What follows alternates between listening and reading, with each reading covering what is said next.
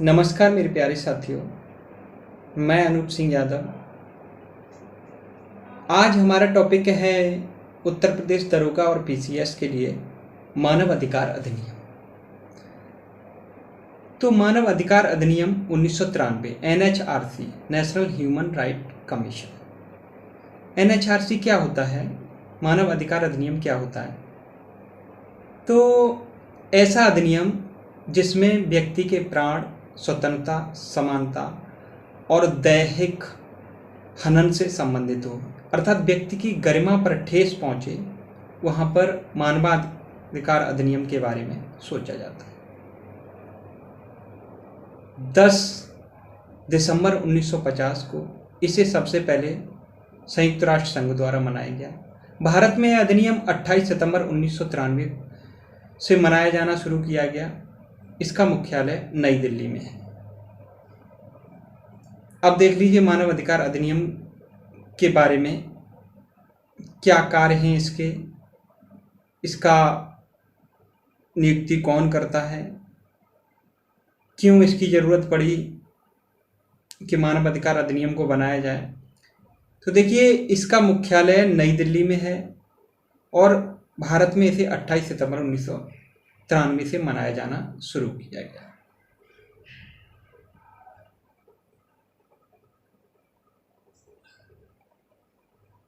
अब इसके कार्य क्या हैं, इसके कार्य के बारे में जान लीजिए।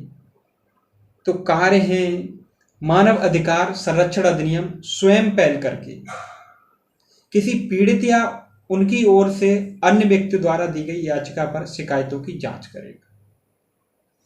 मानव अधिकारों का हनन एवं दुरुत्साहित करने की जांच करेगा। लोक सेवक द्वारा, लोक सेवक कहते हैं सरकारी कर्मचारी को, लोक सेवक द्वारा इस प्रकार के हनन की रोकथाम में लापरवाही की जाएगी तो मानव अधिकार अधिनियम कार्य करेगा। गैर सरकारी संगठनों एवं मानव अधिकार के क्षेत्र में कार्यरत संस्थानों को प्रयास को बढ़ावा देगा। अब कौन से विषय हैं जिन पर शिकायतें प्राप्त होती हैं?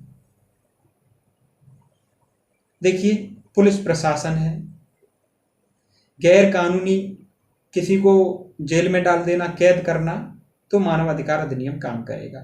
झूठे मामले में फंसाया जाना, बाल विवाह, दहेज के लिए हत्या, दहेज की मांग, बंधुआ मजदूरी, सांप्रदायिक हिंसा, अपहरण, बलात्कार एवं हत्या, महिलाओं का यौन उत्पीड़न एवं शोषण, तो इसके लिए यह शिकायतें प्राप्त करता है।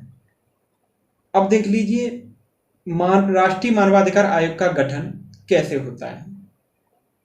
गठन तो इसमें क्या होता है, एक अध्यक्ष होगा जो सुप्रीम कोर्ट का मुख्य न्यायमूर्ति रहा हो, एक सदस्य जो उच्चतम न्यायालय का न्यायाधीश हो, एक सदस्य होगा जो उच्चतम न्यायालय का न्यायाधीश हो।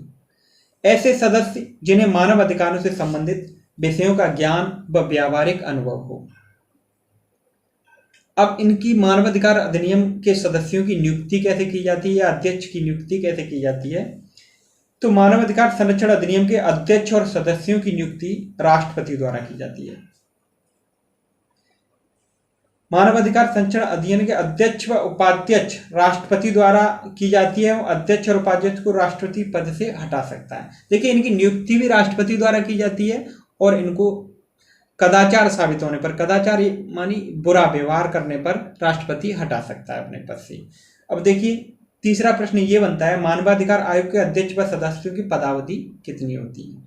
बहुत इंपॉर्टेंट है। सेक्शन 2 इस अधिनियम की धारा 2 के अनुसार मानवाधिकार संरक्षण पद ग्रहण की तारीख से 5 वर्ष या 70 वर्ष, 5 वर्ष या 70 वर्ष दोनों में से जो पहले होता है पद धारण करेगा। लिख लीजिए, 5 वर्ष या 70 वर्ष। इसका वेतन भत्ता अध्यक्षता उपाध्यक्ष को केंद्र सरकार द्वारा मिलेगा। ये मानव अधिकार अधिनियम केंद्र सरकार के नियंत्रण में रहता है, तो वेतन और भत्ता भी केंद्र सरकार द्वारा इसे प्रदान किया जाता है। अब देखिए, अब प्रश्न एक और यहां से बनता है कि वर्तमान में मानव अधिकार अधिनियम के अध्यक्ष कौन है? तो सुप्रीम कोर्ट के न्यायाधीश HL लत्तू जी वर्तमान में इसके अध्यक्ष हैं। अब देखो, केंद्र सरकार की बात हो गई, अब राज्य मानवाधिकार आयोग के बारे में थोड़ा बात कर लेते हैं। तो राज्य मानवाधिकार आयोग का गठन राज्य सरकार के द्वारा होता है। अब उसमें एक अध्यक्ष होगा जो किसी उच्च न्यायालय का मुख्य न्यायाधीश रहा हो, उधर उच्चतम न्यायालय का मुख्य न्यायाधीश रहा हो, इधर उच्च न्यायालय का न्यायाधीश। नियुक्ति उधर राष्ट्रपति के द्वारा की जाती है तो इधर राज्यपाल के द्वारा होगी। उम्र सीमा सेम है, 5 वर्ष न्यूनतम और 70 वर्ष अधिकतम। 5 वर्ष कार्यकाल होता है और 70 वर्ष से ज्यादा नहीं। तो मानवाधिकार अधिनियम के बारे में आप लोग समझ गए होंगे। जितना दरोगा में प्रश्न बन सकते हैं उतना मैंने बता दिए। आप लोग वीडियो को बार बार सुनिए और बताए गए जानकारी को अपने नोट बुक पर लिखिए। तो मैं आशा करता हूँ आप लोग समझ चुके होंगे। तो please share and subscribe this channel. इसी तरह मैं आपको सारे अधिनियम पढ़ा दूंगा लेक्चर के माध्यम से।